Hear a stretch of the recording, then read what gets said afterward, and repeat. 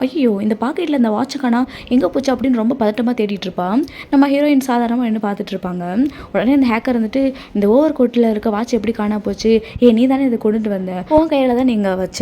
அதனால பாரு என் அக்கா கூட போயிட்டு வந்தது நீ மட்டும் தான், நாங்கலாம் கிடையாது. நீ தான் அத எடுத்துருக்கணும்" அப்படின்னு சொல்லுவான். உடனே நம்ம ஹீரோயினுக்கு செம்ம கடுப்பாகுது. "ஓ! அந்த ஓவர் கோட்ட கொண்டாந்து இங்க வச்சனால நான் தான் எடுத்துருப்பேன்னு நீ முடிவு பண்றியா?" அப்படின்னு சொல்லிட்டு நம்ம ஹீரோயின் கோவப்படுறான். உடனே அந்த மருமக இருந்துட்டு, "நீ எப்படி என் ஆண்டி எப்படி சொல்லலாம்? அவங்களுக்கு அதெல்லாம் ஒரு விஷயமே கிடையாது. என் அங்கிள் கிட்ட சொன்னா அவங்க என்ன வேணாலும் வாங்கி தருவாங்க" அப்படின்னு சொல்லிட்டு என் ஆண்டி மேல பழிப்படாதீங்கன்னு சொல்லுவாங்க. அப்ப ஹீரோயின் இருந்துட்டு, "நான் இல்ல" அப்படின்னு சொல்லிட்டு அங்க கிளம்புவாளாம். இந்த லேடி அவ கையில வாட்ச வச்சிருந்து ஹீரோயின் அப்படியே தட்டி விடுற மாதிரி தட்டி விட்டு அவ ட்ரெஸ்ல இருந்து விழுகிற மாதிரி ஒரு ஆக்டிங் போட்டுருவான். இதை பார்த்துட்டு அந்த ஹேக்கர் கூட நம்பிடுவான். "ஏய் உன் மேல இருந்து தான் அந்த வாட்ச் கீழே விழுந்துச்சு, இல்லைன்னு சொல்லி எங்க கண்ணு முன்னாடியே போய் சொல்றேன், நீயும் பார்த்தல" அப்படின்னு சொல்லி கேட்டுட்டு இருப்பான். இதை பார்த்துட்டு அந்த பக்கத்துல இருக்க பொண்ணுங்களாம், "ஏய் இவங்க ஒரே டீம் தான் பாரு, ஒரே டீமுக்குள்ள திருடிக்கிறாங்க, இப்படிலாம் இருக்காங்க" அப்படின்னு நம்ம ஹீரோயினை பத்தி கொஞ்சம் தப்பா பேசுறாங்களா. இதெல்லாம் பார்க்கும்போது அந்த மருமக பிள்ளைக்கு ரொம்பவே கோவம் வந்துட்டு இருக்கு. நம்ம ஹீரோ அந்த ஸ்பாட்டுக்கு வரான். அப்போ அந்த ஹேக்கர் வந்துட்டு, "இங்கே பாருங்க எங்கள் அக்காவோட வாட்ச் காணாம போயிடுச்சு" அப்படின்னு சொல்லும்போது அந்த மருமக பிள்ளை சொல்லும், "ஆண்டி தான் அதை எடுத்துட்டாங்கன்னு அவங்க சொல்லிட்டு இருக்காங்க, அவங்கள சர்ச் பண்ண சொல்லி சொல்கிறாங்க" அப்படின்னு சொல்லிட்டு, "பாருங்க" அப்படின்னு சொல்லும். அப்போ அவன் வந்துட்டு, "ஆமாம் அவள் தான் எடுத்திருக்கா, அவள் மேலேருந்து விழுந்தது நாங்கள் எல்லாருமே பார்த்துட்டோம், அதனால் அவள் தான் 3D" அப்படின்னு சொல்லும்போது நம்ம ஹீரோயினை பார்த்து, "நீ எடுத்தியா" அப்படின்னு கேட்பான். அதுக்கு அவர் வந்துட்டு, "பாரு இவனே நான் டவுட் பண்ணுற நம்மளுக்கு இல்லை" அப்படின்பா. "இல்லை தானே" அப்படின்னு சொல்லிட்டு நம்ம ஹீரோயின் கையை பிடிச்சி, "வா போகலாம்" அப்படின்னு சொல்லி கூட்டிகிட்டு போவான். உடனே அந்த ஹேக்கர் வந்துட்டு, "என்ன நீனு ஒரு வாட்ச் காணாம போயிடுச்சு, நீ பாட்டுக்கு போயிட்டு இருக்க" அப்படின்னு சொல்லி கேட்கும்போது, "ஆமாம் அதுக்காக என் ஒய்ஃபை சந்தேகப்படுவியா" அப்படின்னு கேட்கும்போது, "ஆமாம் என் அக்காவுக்கு நீதி கிடைக்கணும்ல" அப்படின்ற மாதிரி சொல்லும்போது, "அப்போ என்னதான் இவன் பண்ணணும்" அப்படின்னு சொல்லி ஹீரோ கேட்குறான். "ஒன்றும் இல்லை பாடி சர்ச் பண்ணணும்" அப்படின்னு சொல்லும்போது ஹீரோ கொஞ்சம் கடுப்பாகுது. அப்போ அந்த லேடி இருந்துட்டு, "அதெல்லாம் ஒன்றும் வேண்டாம், என்னோட வாட்ச்னால இப்படி ஒரு பிரச்சனை நடந்து போச்சு, இதை நினச்சி நான் ரொம்பவே வருத்தப்படுறேன், இந்த வாட்ச் தானே உனக்கு வேணும், இதை நீ ஆசைப்பட்ட நீயே வச்சுக்கோ" அப்படின்னு சொல்லிட்டு ஹீரோயின் கையில் கொடுக்குறா. ரொம்ப பெருந்தன்மையாமா. அப்போ ஹீரோயின் இருந்துட்டு, "ஓகே நான் அக்செப்ட் பண்ணிக்கிறேன்" அப்படின்னு சொல்லி வாங்கிடுவா. "எவ்வளோ வெக்கமில்லாமல் இருக்கா" அப்படின்னு சொல்லி அந்த ஹேக்கர் சொல்கிறான். அப்போ ஹீரோயின் ஹீரோவை பார்த்து, "இந்த வாட்சை நீ எனக்கு வாங்கி தருவியா" அப்படின்னு சொல்லி கேட்குறா. அவனும் வந்துட்டு, "ஆமாம் அப்போ ஓகே தானே" அப்படின்னு சொல்லிட்டு இந்த வாட்சை கீழே போட்டு நல்லா மிதிச்சு அதை உடைக்கிற அளவுக்கு மிதித்து அப்படியே திமிரா ஒரு லுக்கு விடுவான். அவள் பதறி போயிடுவா, "ஐயோ வாட்ச்" அப்படின்ற மாதிரி. அப்போ ஹீரோயின் வந்துட்டு வேணும்னே இன்னும் கொஞ்சம் நல்லா மிதிப்பான். நம்ம ஹீரோக்கு இதெல்லாம் பார்க்கும்போது செம்ம கெத்தாக இருக்கும். "இவ பாரு எப்படி பண்ணுறா" அப்படின்ற மாதிரி அந்த ஹேக்கர் சொல்லிட்டு இருப்பான். அவன் நம்ம ஹீரோவை பார்த்து, "இங்கே பாரு இந்த வாட்சை நீ எனக்கு வாங்கி தர வேணாம், ஆனால் இதுக்குள்ள பணத்தை நீ அவளுக்கு காம்பன்சேட் பண்ணிடு" அப்படின்னு சொல்லிடுவான். நம்ம ஹீரோ அப்படியே அவளையே பார்த்துட்டு இருப்பான் ஒரு மாதிரி லுக்கு விட்டுட்டு. அப்போ அந்த லேடி வந்துட்டு, "இங்கே பாரு இவ எப்படி பண்ணுறா" அப்படின்னு சொல்லிட்டு கொஞ்சம் மூட்டி கொடுக்குற மாதிரி பேசுவாளாம். அப்போ நம்ம ஹீரோ சொல்லுவான், "சின்ன பிள்ளைங்க அப்படி தான் ரொம்ப கோவப்படுவாங்க" அப்படின்னு சொல்லிட்டு செல்லமாக சொல்லிட்டு இருப்பான். "உனக்கு அந்த வாட்சுக்கு எவ்வளோ பணம் ஆகும்னு சொல்லு, 10 டைமாக திருப்பி கொடுத்துறேன்னு" சொல்லுவானா. "இங்கே பாரு நம்ம 2 பேரும் எத்தனை வருஷமாக பழகிருப்போம், பணம் எனக்கு முக்கியம் இல்லை, அது உனக்கே தெரியும், ஆனால் இந்த வாட்ச் எனக்கு எவ்வளோ இம்பார்ட்டன்ட் தெரியுமா" அப்படின்னு சொல்லும்போது, "இந்த வாட்ச் உனக்கு அவ்வளோ இம்பார்ட்டன்ட்னா நீ எதுக்கு அவகிட்ட கொடுத்த, அப்படியே நீ அவகிட்ட கொடுத்ததுக்கப்புறம் அது அவளோட பொருள், அது அவள் என்ன பண்ணா உனக்கு என்ன, அதை பற்றி நீ ஏன் கம்ப்ளைண்ட் பண்ணுற" அப்படின்னு சொல்லி கேட்குறான். அப்போ ஹேக்கர் வந்துட்டு, "அவள் ஒரு திருடி, அவளுக்காக நீ சப்போர்ட் பண்ணிட்டு இருக்கே" அப்படி இப்படின்னு ஹீரோ பிடிச்சி பேசுவானா. உடனே ஹீரோ வந்துட்டு, "என் ஒய்ஃபை பற்றி நீ எதுவும் பேசுகிற வேலை வச்சுக்காத, இன்னொரு தடவை என் ஒய்ஃபை ஏதாவது சொன்னா" அப்படின்னு சொல்லிட்டு போவானா. அப்போ அந்த ஹேக்கர் சொல்லுவான், "அவன் உன் ஒய்ஃப்லாம் என் அக்கா யார்" அப்படிங்கும்போது ஹீரோ அதுக்கெல்லாம் பதில் சொல்லாமல் நடந்து வந்துட்டே இருப்பான். இந்த பக்கம் காரில் வந்து உட்காந்துட்டு, "ஏ லிட்டில் கேர்ள் நீ எனக்கு நன்றி கடன் பட்டிருக்க, நான் உனக்காக 1 மில்லியன் செலவு பண்ணியிருக்கேன்" அப்படிம்பானா. உடனே இவர் வந்துட்டு, "நிரபராதிகளுக்கு விலை மதிப்பே இல்லைப்பா" அப்படிம்பாலா. "ஆஹா" அப்படின்னு அவன் சொல்லுவான். அப்போ ஹீரோயின் அவன்கிட்ட கேட்குறான், "இங்கே பாரு நீ என்ன நம்புறியா இல்லையா" அப்படின்னு சொல்லி கேட்கும்போது, "நான் நம்புறது நம்பாதெல்லாம் உனக்கு ஒரு பெரிய விஷயமா" அப்படின்னு சொல்லி அவன் கேட்குறான். "ஆமாம் அது ரொம்ப பெரிய விஷயந்தான், ஏன் அப்படின்னா என்னதான் நம்ம ஃபேக் கப்புள்ஸாக இருந்தாலும் நம்ம 2 பேரும் உண்மையான பார்ட்னர்ஸ், நம்ம கூட நம்பிக்கை ரொம்ப முக்கியம், அப்போ தான் நம்ம லைஃபே கொஞ்சம் கோஆப்ரேஷனாக நல்லபடியாக போயிட்டுருக்கும்" அப்படின்னு சொல்லி அவள் சொல்லுவாளா. அதுக்கு அவன் இருந்துட்டு, "நீ சொல்கிறது உண்மைதான், நான் உன்னை முழுசாவே நம்பினேன்" அப்படிங்கிறான். "ஏன் அப்படின்னு இவ கேட்கும்போது, ஏன்னா என் வீட்டில் அவ்வளோ விலை மதிப்பான பொருளாக இருக்குது, உனக்கு தேவையான எதை வேணாலும் எடுத்துக்கலாம்ல" அப்படின்னு சொல்லும்போது, அப்போ ஹீரோயின் இருந்துட்டு, "அப்படின்னா நான் 3 மாதம் கழிச்சு போகும்போது வீட்டில் உள்ளதெல்லாம் எடுத்துகிட்டு போயிடுவேன்" அப்படிம்பாலாம். உடனே இவன் சிரிச்சுட்டு, "உனக்கு தேவை அப்படின்னா வீட்டில் இருக்க பழசெல்லாம் நீ எடுக்க தேவையில்ல, நீ கேட்டீங்கன்னா நான் புதுசாகவே உனக்கு நிறையா வாங்கி தரேன்னு" சொன்ன உடனே நம்ம ஹீரோயின் அப்படியே உருகி போயிடுறா. "ஆஹா உருகாதடி, இவன் சொன்னதுக்கே இப்படி விழுந்துட்டியா" அப்படின்னு சொல்லி மனசுக்குள்ள நினச்சிட்டு இருக்கான். அப்போ ஹீரோயினுக்கு ஏதோ ஒரு சீக்கிரட்டாக மெசேஜ் வருது, "உனக்கும் அவனுக்கு உள்ள தொடர்பை நான் வெளியே அம்பலப்படுத்திடுவேன், ஒழுங்கு மரியாதை என்னை வந்து பாரு" அப்படின்னு சொல்லி. இவளும் நேராக போய் பார்க்குறா. அது வேற யாரும் இல்லை, இவளோட ஓல்டு ஆஃபீஸ் டைரக்டர் இருப்பால அவன் தான். அவன் ஹீரோயின்ட்ட சொல்லிட்டு இருக்கான், "நான் கேள்விப்பட்டேன்" அப்போ இவர் வந்துட்டு, "என்ன கேள்விப்பட்ட" அப்படிம்பாலா. "உனக்கும் அவனுக்கும் ஏதோ இல்லீகலாக தொடர்புக்குன்னு கேள்விப்பட்டேன், நீ அவனோட லவர் தானே, இங்கே பாரு அவனுக்கு ரீசெண்டாக தான் கல்யாணம் ஆச்சுன்னு கேள்விப்பட்டேன், நீ மட்டும் எனக்கு கோஆப்ரேட் பண்ணலன்னு வச்சுக்கோவே, அவனோட ஒய்ஃபுக்கிட்ட போய் உண்மையெல்லாம் சொல்லிடுவேன், அதனால் என் பிஸ்னஸ் ப்ரப்போஸில் ஒழுங்கு மரியாதையை முடிச்சு கொடு" அப்படின்னு சொல்லி கேட்குறான். அப்போ ஹீரோயின் வந்துட்டு, "பரவாயில்லையே எல்லாம் நல்லபடியாக தெரிஞ்சு வச்சிருக்க, நீ சொல்கிற மாதிரி கேட்டாலும் நான் அவனோட வெறும் லவர் மட்டும்தான், எனக்கு எந்த அதிகாரமும் கிடையாது, அதனால் உன் ப்ரப்போஸ்லாம் என்னோட ஃபினிஷ் பண்ணி தர முடியாது அப்படின்னு சொல்லுவாளாம். உடனே இவனுக்கு கோவம் வந்துடும். இப்படி பொழக்க தெரியாத ஆளாக இருக்க உன்னால் ஏன் முடியாது, நீ லவ் பண்ணி உன் லைஃப்பை சாக்ரிஃபைஸ் பண்ணி இதெல்லாம் எனக்கு பண்ணி கொடு அப்படின்னு கேட்பான். இவன் முடியவே முடியாதுன்றவாளா. அவனுக்கு கோவம் வந்து நம்ம ஹீரோயின் அடிக்கிறதுக்காக போவான். அப்போ கரெக்டாக அந்த ரெட் கலர் ஷர்ட் அங்கே வருவான்.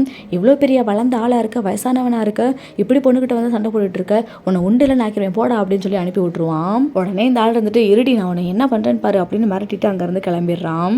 இந்த ரெட் ஷர்ட்டு எப்படா நம்ம ஹீரோயின் கிட்ட பேசலாம் அப்படின்னு சொல்லிட்டு தான் காத்துட்டு இருப்பான். இப்போ அவகிட்ட சொல்லுவான், நான் உனக்கு ஹெல்ப் பண்ணியிருப்பேன், எனக்கு ட்ரீட் கிடையாது அப்படின்ற மாதிரி கேட்பான். உடனே வந்துட்டு நீ எனக்கு என்ன ஹெல்ப் பண்ண, நான் உனக்கு என்ன ட்ரீட் தரணும் அப்படின்னு சொல்லி கேட்டுட்டு இருப்பான். அதுக்கு அவன் சொல்லுவான், இப்போ தானே நான் அவனை தடின்ட்டு வந்து காப்பாற்றினேன் அப்படிங்கும்போது அவர் லக்கில் ஒரு ஸ்மைல் பண்ணுவாளா. சரி சரி விடு, நம்ம ஃப்ரெண்ட்ஸ் ஆயிடலாம் அப்படின்னு சொல்லி கேட்பான். ஃப்ரெண்ட் ஆகிறதா, உனக்கு ஏதாவது ஒரு காரணம் தேவை என்கிட்ட பேசணும் அதுதானே அப்படின்ற மாதிரி எவ்வளோ டேரெக்டாக சொல்லுவாள். அதுக்கப்புறம் அவன் வந்துட்டு என் பேர் கோ, எனக்கு வந்து ஆர்ட்லாம் ரொம்ப இன்ட்ரெஸ்ட் இருக்குது, நான் ஒரு எக்ஸிபிஷன் அரேஞ்ச் பண்ணியிருக்கேன், அது உண்மையிலேயே ரொம்ப பர்சனலானது தான், நீ வந்து பார்க்கணுன்னு ஏதோ ஆசைப்படுறியா சொல்லு அப்படின்னு சொல்லி கூப்பிட்டுட்டு இருப்பான். அப்போ அவர் வந்துட்டு அதெல்லாம் கொஞ்சம் கவனிக்காமல் உடனே ஃபோனை பார்த்துட்டு இருப்பா. அவளுக்கு ஒரு மெசேஜ் வந்திருக்கும்.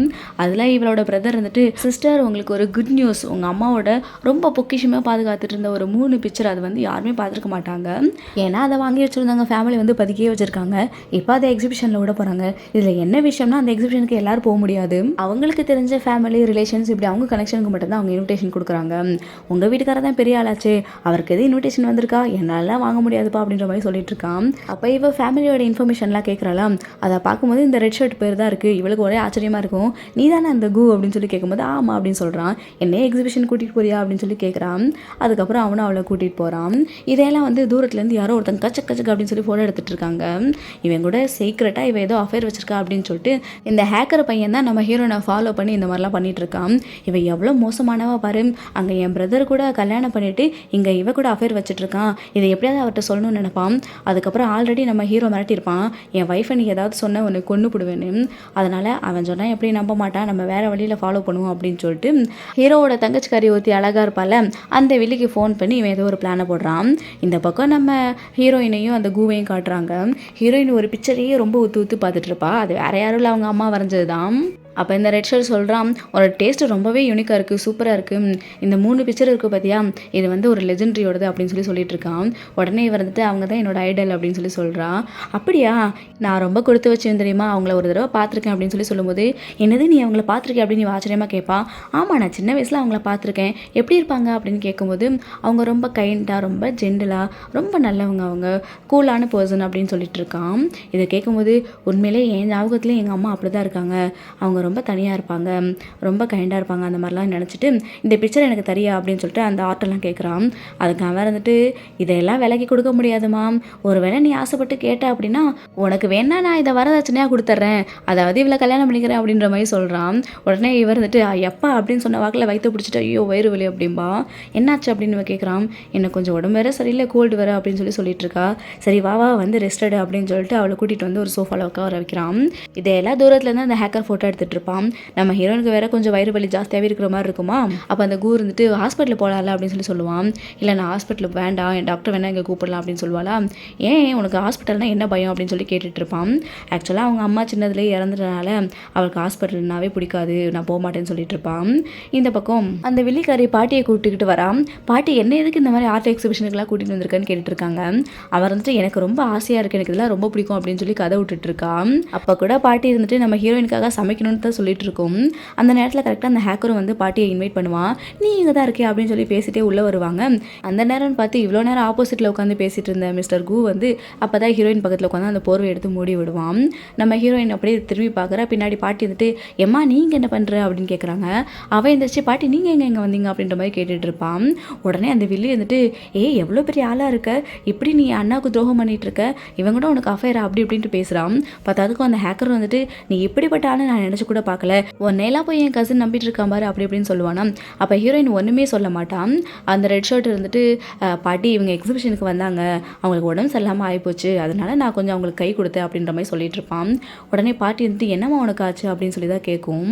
உடனே அவங்கள பேச விடாமல் அந்த வில்லி வந்துட்டு பாட்டி இவங்க சொல்கிறதெல்லாம் நம்பாதீங்க, இவங்க ரொம்ப கதை சொல்கிறாங்க, அவங்கள பார்த்தாவே தெரியுது, உடம்பு சரியில்லைனா ஹாஸ்பிட்டல் தானே போகணும், அவங்க ஏன் ஹாஸ்பிட்டலில் போகாமல் இங்கே வந்திருக்காங்க அப்படி இப்படின்னு கொஞ்சம் ஓவராகவே கோவமுட்டுற மாதிரி பேசிகிட்டு இருப்பான். அந்த நேரத்தில் அந்த லேடி வேற வருவா, நம்ம ஹீரோவை சுற்றிட்டு இருப்பாள். அந்த லேடி வந்துட்டு, பாட்டி நீங்கள் ஒன்றும் டென்ஷன்லாம் ஆகாதீங்க, இந்த மாதிரி இந்த காலத்தில் நிறைய நடக்கும், நீ இப்படிலாம் பண்ணுவேன் நான் நினச்சி கூட பார்க்கல அப்படின்னு ஹீரோயினை வேற பார்த்து சொல்லுவான். அப்பயும் பாட்டி வந்துட்டு, இவங்க சொல்கிறது இருக்கட்டும், நீ வாயிலேருந்து சொல்லு, அதான் நான் நம்புவேன் அப்படின்ற மாதிரி பாட்டி கேட்பாங்க. பாட்டி நான் எக்ஸிபிஷனுக்கு வந்தேன், எனக்கு உடம்பு சரியில்லை, அதான் இவர் ஹெல்ப் பண்ணார், இவர் ரொம்ப நல்லவர் அப்படின்ற மாதிரி சொல்லிட்டு இருப்பாளா. அப்போ கூட இந்த வில்லி இருந்துட்டு, நீ ரொம்ப பொய்யெல்லாம் பேசாத, இவர் ரொம்ப பொய் பேசுகிறா பாட்டி, இதை நம்பாதீங்க, நேற்று கூட இந்த லேடி இருக்காங்கல்ல அவங்களோட வாட்சை இவ திருடிட்டா, ரொம்ப மோசமான ஆள் அப்படி அப்படின்னு கொஞ்சம் எக்கச்சக்க விட்டு போட்டு சொல்லிட்டு இருப்பா. பாட்டி ஒரு மாதிரி பார்த்துட்டு இருக்கும்.